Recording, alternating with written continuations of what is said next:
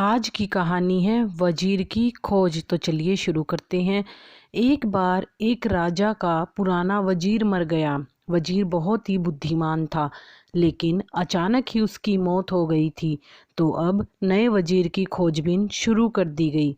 साम्राज्य बहुत बड़ा था, इसलिए उसे संभालने के लिए एक बहुत ही बुद्धिमान और दूर की सोच रखने वाले वजीर का होना भी बहुत ज़रूरी था।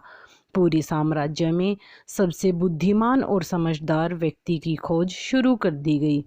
इसके लिए पूरे राज्य में तरह तरह की परीक्षाएं आयोजित की गई और पूरे राज्य भर से विभिन्न समझदार और विचारशील व्यक्तियों को छांटा गया और फिर आगे उनकी और भी मुश्किल परीक्षाएं ली गई और अंततः केवल 3 चुने हुए व्यक्तियों को राजधानी लाया गया ताकि सम्राट उनकी अंतिम परीक्षा ले सके।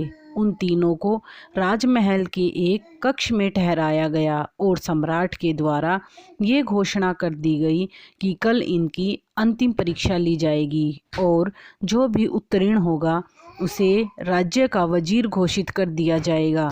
लेकिन आश्चर्य की बात तो ये थी कि शाम होते होते पूरी राजधानी में ये बात फैल गई कि कल सम्राट कौन सी परीक्षा लेने वाला है। सारे नगर में इसकी चर्चाएं होने लगी।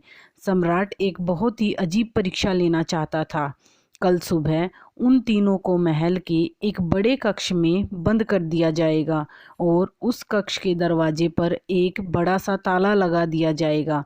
वह ताला उस राज्य के गणितज्ञों, कारीगरों और इंजीनियरों ने मिलकर बनाया था। उस ताले पर कोई चाबी नहीं लगती थी। ताले के ऊपर केवल गणित के अंक लिखे हुए थे और उन अंकों में एक पहेली छिपी हुई थी। जो भी उस पहेली को हल कर सकेगा वही उस ताले को खोलने में सक्षम हो पाएगा। धीरे धीरे ये बात उन तीनों के पास भी पहुंच गई कि कल उन तीनों को एक कमरे में बंद कर दिया जाएगा और बाहर एक ताला लगा दिया जाएगा जिसकी कोई चाबी नहीं है। बस उस ताले के ऊपर गणित के अंक छिपे हुए हैं जिसमें एक पहेली छिपी हुई है। तीनों में से जो भी उन अंकों का प्रयोग करके उनमें छिपी पहेली को हल कर लेगा और दरवाज़ा खोलकर बाहर आ जाएगा, उसे ही वजीर बना दिया जाएगा।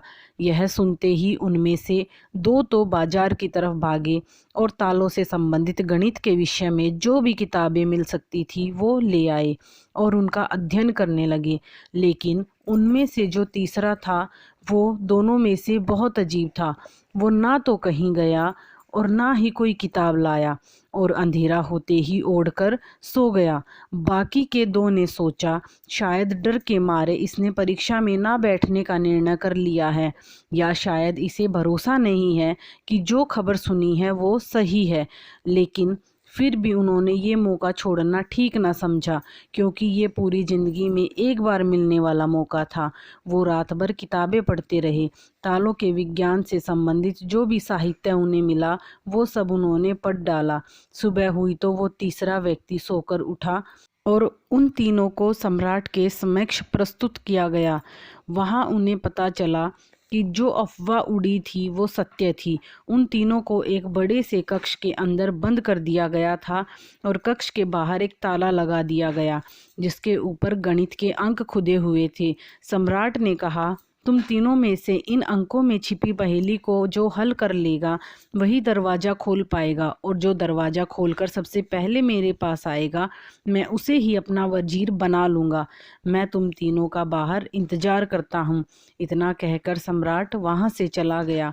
वो 2 व्यक्ति जिन्होंने रात भर पढ़ाई की थी वो अपने वस्त्रों में कुछ किताबें छिपा कर लाए थे। दरवाज़ा बंद होते ही उन्होंने वो किताबें बाहर निकाली और ताले पर लिखे अंकों को एक कागज़ पर लिखकर उनका हल खोजना शुरू कर दिया। लेकिन जो तीसरा व्यक्ति था उसने कुछ ना किया। वह अपनी आंखें बंद करके कमरे के एक कोने में शांति से बैठ गया और उसे बैठा देखकर वो दोनों हंसे और तंज कसते हुए कहा, क्यों, हार मान गए ना? क्या हुआ? कुछ तो करो, कुछ करोगे तभी तो होगा। उन्हें लगा जैसे उसने हार मान ली है। वह डर गया है और अब वह कुछ भी प्रयास नहीं करना चाहता, लेकिन उसका मन एकदम शांत था। उसकी आंखों से स्थिरता झलक रही थी। वह परेशान नहीं लग रहा था। वह बैठा रहा, फिर अचानक उसे कुछ सूझा। वह उठकर दरवाजे के पास गया और धीरे से उसे धक्का दिया, और यह क्या, दरवाज़ा खुल गया और कमरे से बाहर चला गया। लेकिन वो दोनों व्यक्ति अपने किताबों में ही डूबे रहे। उन्हें पता भी ना चला कि वो तीसरा कमरे से बाहर जा चुका है, और उन्हें तो पता ही तब चला जब सम्राट उस तीसरे व्यक्ति को लेकर वहाँ आया और बोला, बंद करो अपनी ये किताबें, जिसे बाहर निकलना था वो तो कब का निकल चुका है। यह देखकर वो दोनों दंग रह गए और पूछा, आखिर तुम बाहर कैसे निकले? सम्राट ने कहा, ताला तो लगाया ही नहीं गया था, क्योंकि बंद ताले को तो खोला जा सकता है, लेकिन जो ताला लगाया ही ना गया हो उसे कैसे खोलोगी? ये आदमी तुम तीनों में सबसे ज़्यादा समझदार है, क्योंकि इसने समझदारी का पहला परिचय दिया है। इसने ताले पर लिखे अंकों को हल करने की बजाय यह जानने का प्रयास किया कि आखिर ताला लगा भी है या नहीं। वही आदमी सबसे ज़्यादा समझदार है जो किसी भी समस्या का हल करने से पहले यह देख ले कि जिसे वह हल करने जा रहा है असल में वह समस्या है भी या नहीं।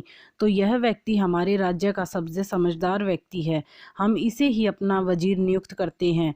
तो दोस्तों, ये इस कहानी से सीखने वाली बात यही है कि जब भी हमें लगे कि हमारे सामने कोई बड़ी समस्या है तो जल्दबाजी में उस समस्या का समाधान खोजने की बजाय हमें ठंडे दिमाग से ये सोचना चाहिए कि जिसे मैं समस्या समझ रहा हूँ वो असल में समस्या है भी या नहीं, या असल समस्या कुछ और ही है जो मुझे दिखाई नहीं दे रही।